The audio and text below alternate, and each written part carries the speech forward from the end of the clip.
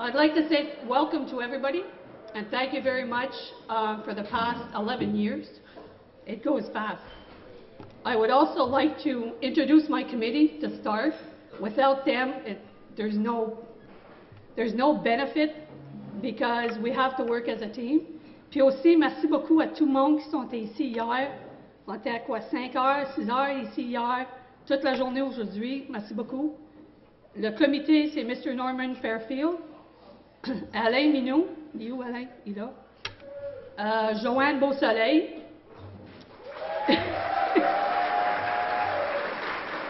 Mariette Filion, qui est pas ici ce soir, a eu la mortalité dans sa famille aujourd'hui, puis elle a enterré son père. So, on va penser à Mariette à soir. Aussi, Bernie Dion, qui n'est pas avec nous ce soir, mais il est dans nos pensées.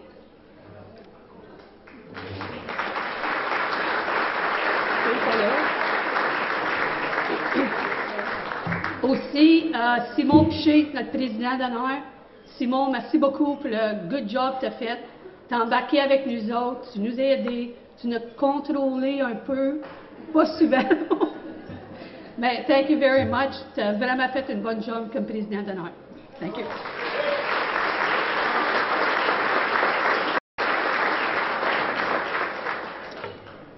J'aimerais dire merci pour tous les cadeaux, tout le monde qui a donné des cadeaux. Jill, pour avoir contrôlé la table. Andre, for keeping me grounded, as they say. Thank you very much.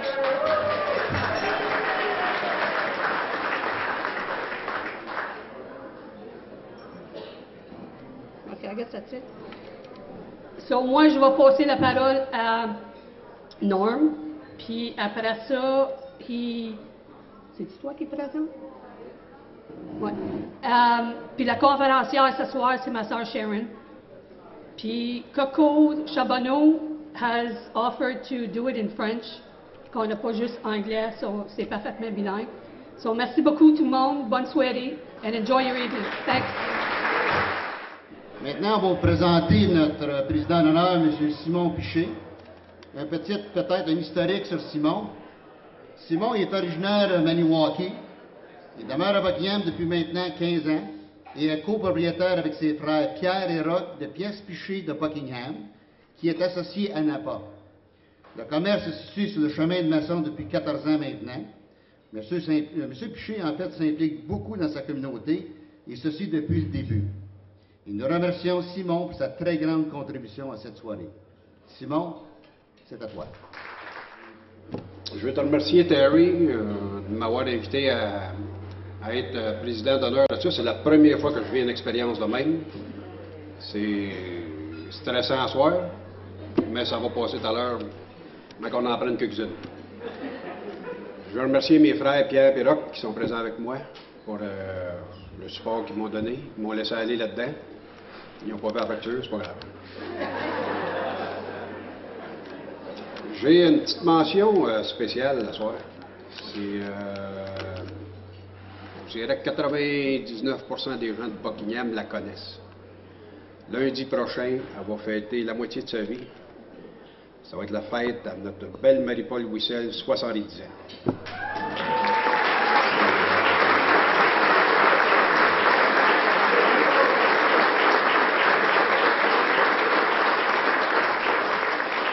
Je ne vais pas passer à côté, puis c'est elle qui me dit qu'elle est rendue à moitié de sa vie. Ça fait que sur ça, bon souper, bon party, puis merci beaucoup. Celle que je m'en vais vous introduire ici, c'est une vieille amie à moi. Ça date de plus longtemps.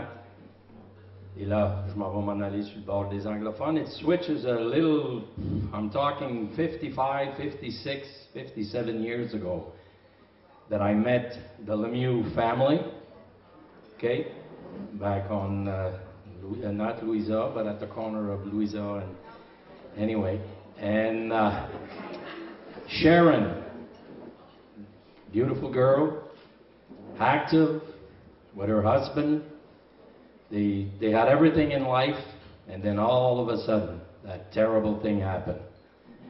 And it did happen, not only to her husband, but to her. she had enough of Bob, or Bouquet, I think his name is. But I mean, she's got a terrible story to tell. I mean, it's stupid to say it like that, but it's an horrible story. So, mesdames et messieurs, à ce moment-ci, j'aimerais demander à ma vieille amie, Sharon Lemieux, s'il vous plaît. First of all, thank you all for attending this evening. And a big, big thank you to Terrie and her staff and all the people.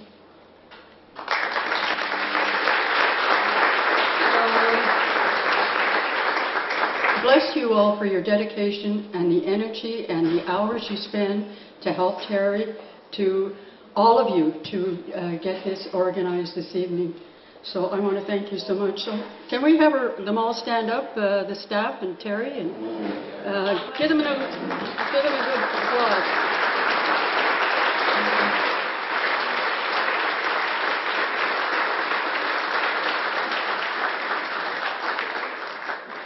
Okay, as I said earlier, my story is actually twofold. First, my husband was diagnosed in 1997 with throat cancer, and it was really sad because he owned his own mechanical business, and he was a part-time musician for many years. Then he played an accordion and won the Ontario Festival when he was 11 years of age. So he's a very talented man.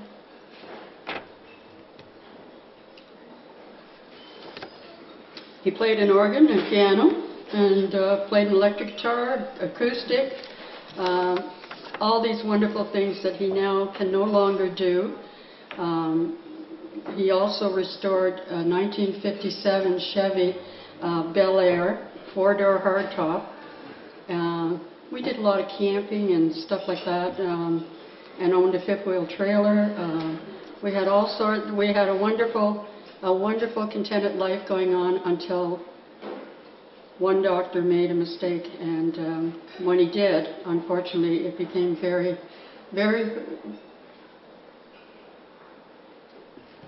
very hard on him. We also bred German Shepherds for many years, and I had this great big guy that I really, really liked, and we had a couple of rescue ones. I just wanted to give you a bit of a background about my husband before I went into this. A year before his diagnosis, we saw an ear, nose, and throat specialist because he tried to do a biopsy on the side of his neck where the cancer was, and well, we didn't know at that point it was cancer, but it was pretty obvious because it was swollen, and he couldn't get any fluid out of it. So he said, "Oh well, you know, we'll if it keeps continuing to bother you, then come back, and we will try and get some more fluid that he never got in the first place, right?" And then we had an ENT, a surgeon that prescribed, he ordered a CT scan, and the scan showed that he had cancer on the left side, and it had started to travel down. Had it been diagnosed the year before, it wouldn't be as bad as it was by the time they finally diagnosed it. Because he was diagnosed, and we went to the cancer clinic for the first time on the 4th of December in 2007. They confirmed it was inoperable but treatable. As Christmas was around the corner, they don't do any cancer treatments during the holidays. After my calling the cancer clinic on January the 2nd to get his treatment started, as he was dying, and I couldn't do anything to save him. Most days at that point, he was up for maybe 10 minutes a day. He was so weak and lived on morphine and other strong pain medications to block out the pain.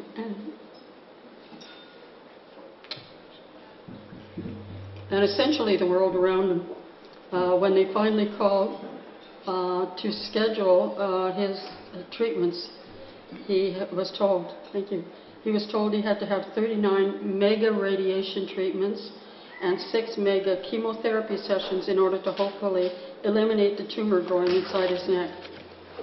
We started to drive back and forth from the country every day for treatments. It wasn't a great winter that year, but we did have to do what we possibly could to try and save his life.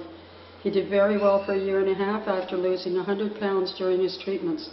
In July of '09, we had a follow-up appointment with the oncologist who had treated Belk. It's Belk. He said there was no tumors were evident.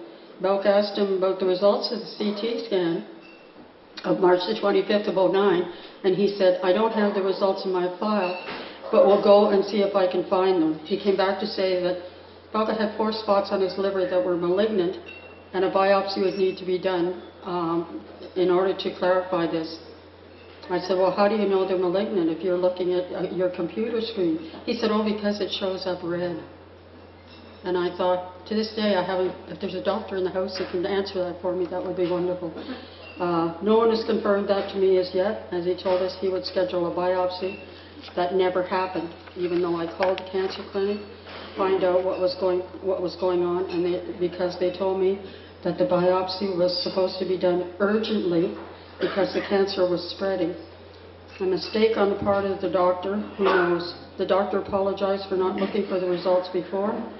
They certainly didn't do anything to ease the pain and suffering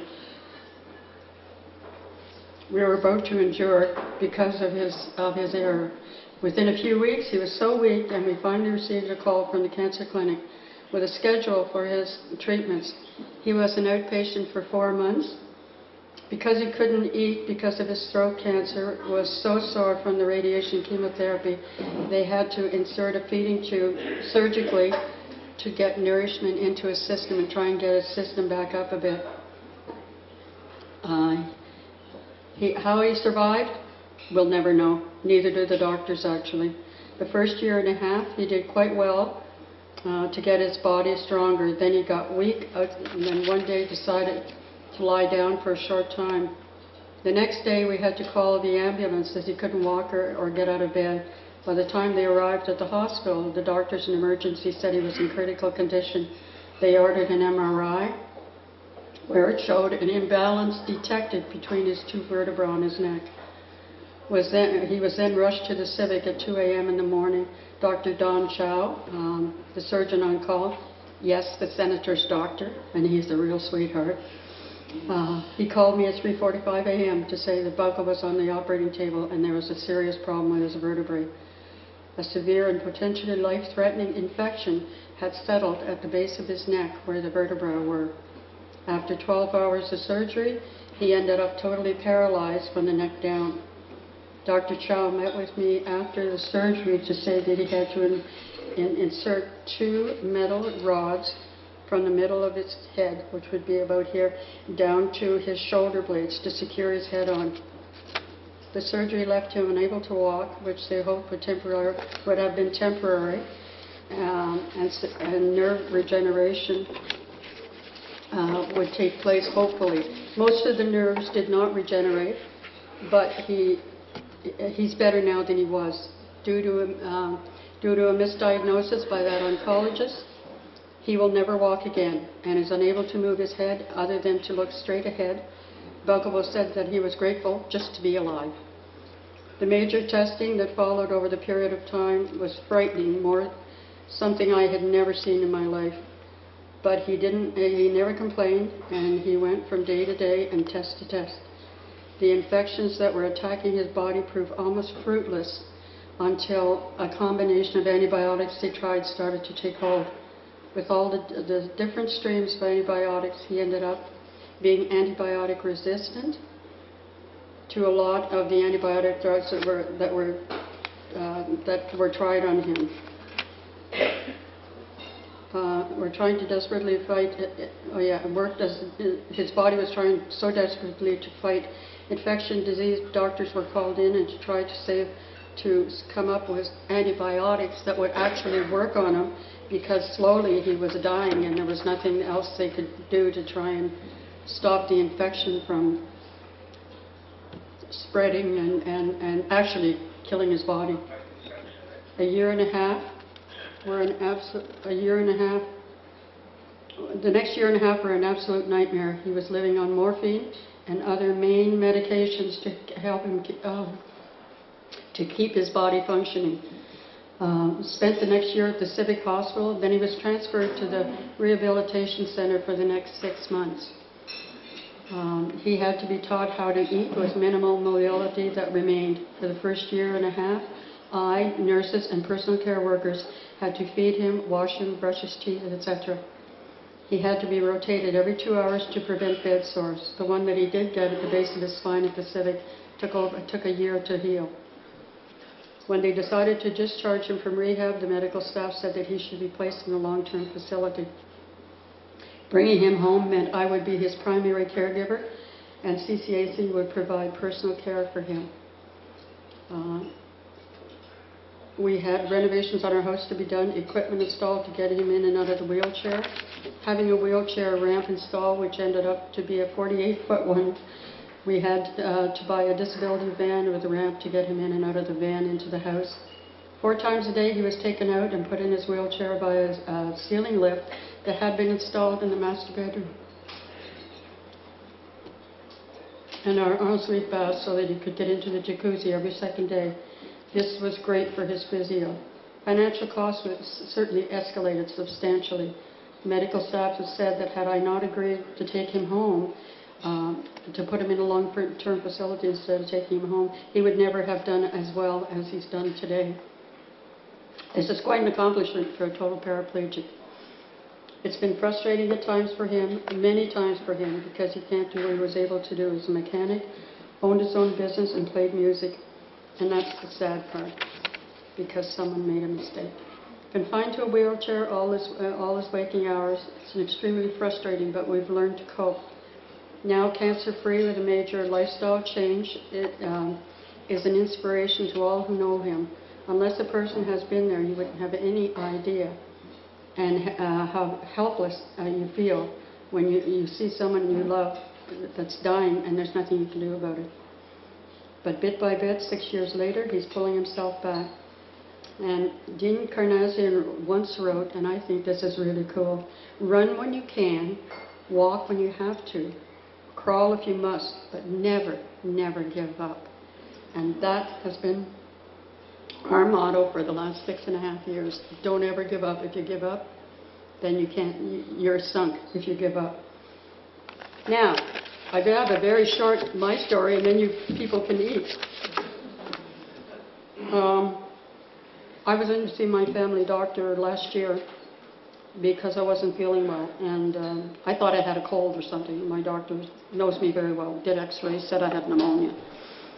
Essentially, the doctor, bless her heart, knows me and knew that if I said there's a problem with my body, there is something wrong with my body. The CT scan was ordered as well as a breathing test. The CT scan indicated that I had metastatic lung cancer and was referred to a respirology oncologist for further testing. He had numerous tests scheduled for me over the next 3 months, performed 2 biopsies, one called a fluoroscopy of the left lung and an insertion of a draining tube to keep any fluid from building up on my lungs. The other called a bronchoscopy of my lymph nodes. They were both surgical procedures, would show whether the cancer had spread to the lymph glands, and it had to one lymph node, and a small module of cancer had shot up, and it's in the frontal lobe of my brain. September 19, 2013, we met with the radiation oncologist to discuss treatments. On the 26th was my first radiation treatment. We were informed that it is a very aggressive form of cancer and one of the hardest to treat. It's incurable, but it can be treated. The frontal lobe tumor needed to be shrunk prior to commencing chemotherapy, so we started 10 aggressive treatments of radiation. The doctor had said to me, you're going to lose all your hair. And that was the least of my worries at that point in time. I just wanted to live, and that was the whole 9 yards. Radiation was done every day for 10 days, did very well, and then waited until the CT scan was done to determine if it had shrunk. Hallelujah, it shrunk a bit. So that's, to us, is wonderful. The regime for chemo, the oncology, I did an 8-day cycle. And it's very hard on you when you have a family, and even worse when you have a disabled husband at home. And some days with the radiation and the chemotherapy, you're so sick, you're unable to walk because of the weakness in your legs, unable to eat due to the nausea, which is so bad. They give you medication, but it takes a while to work, but when it does, it works well. You end up taking the medications prescribed. If your doctor tells you to start your medication prior to treatments, do it, because it's your system and it works well when you take it when you're supposed to. The nausea is awful when it gets out of control. And I'm sure a lot of you can relate to that. Very difficult when you're so ill and have a disabled husband in the house, still needs caring for. I had CCAC come in and deal with some of the tasks as I was incapable of doing them. I was very fortunate to have such a wonderful group of friends and family for support. Don't know how I would have survived without them. Because I have and they also suspended my driver's license. As soon as they found out I had a small tumor here, they suspended my driver's license until such time as all of my tests come back perfectly clear, kind of thing. Okay.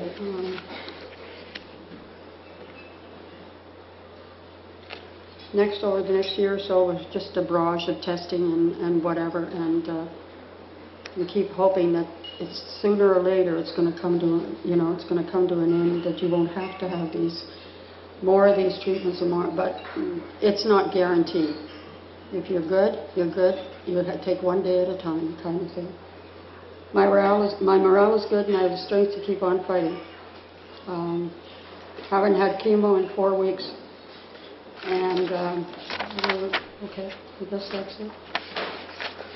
I haven't had chemo in 4 weeks, and I'm so far so good. I'm sorry. I hope I didn't keep you all.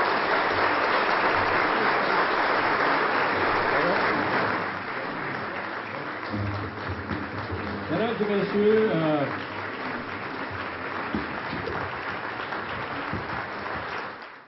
mesdames et messieurs, je pense que le témoignage de Sharon, on l'a entendu depuis 10 ans maintenant, depuis que Terrie et son comité organisent cette levée de fonds. Ça a été un autre témoignage ce soir, la sœur, là ça vient proche, c'est la sœur à Terrie. Et c'est la raison pourquoi vous êtes ici ce soir. C'est pour essayer de combattre et de vaincre puis je peux le dire, ce maudit cancer-là. Ça sera tellement de fun dans notre vie à nous, ou la vie de nos enfants ou de nos petits-enfants, c'est qu'à un moment donné, qu'on réussit, that we can, once and for all, get rid of that damn cancer. Merci beaucoup, mesdames et messieurs. Norm?